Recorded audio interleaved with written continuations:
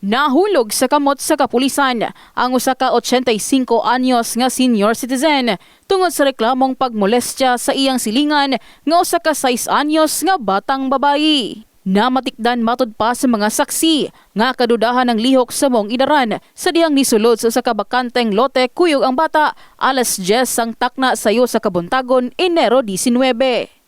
Nadyo bata, murag 17 years old pa siguro siya, minor pa siya nga nakakita jud una.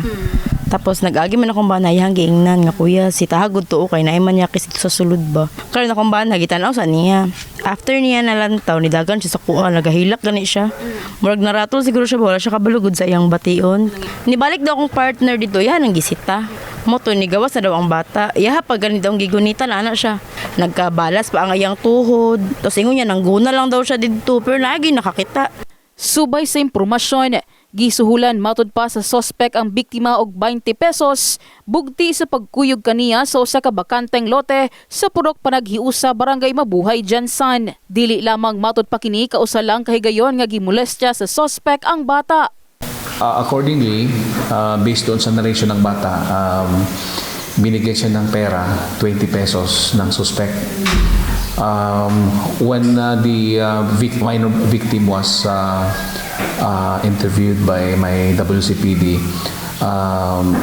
sinabi ng bata na minolestya siya for many times ng suspect. Dugang ni Forrest nga base sa medico legal, nakitaan matud pa og laceration o samad sa kinatawo ang bata.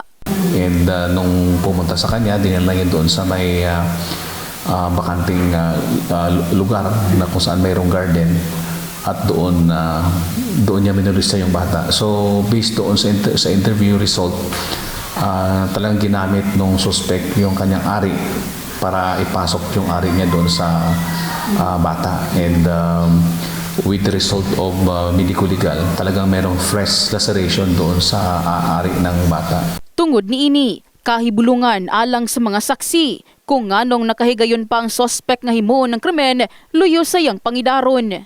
Pero mintin ako siya makita daw kay gahilot man gud na siya. Gahilot na siya mga bata. Mo gay dili kay mo tuo ang mga tao kay mananambal na siya gapanghilot na siya piang. Kaya murag familiar na siya sa mga tao diri ba kay buutan bisan ako dili ko makatuo ba, dili na ko ano bitaw kay perti bitaw niyang butaan na og nawong. Dili jud ko makatuo kay di naman siya halos kabarugod.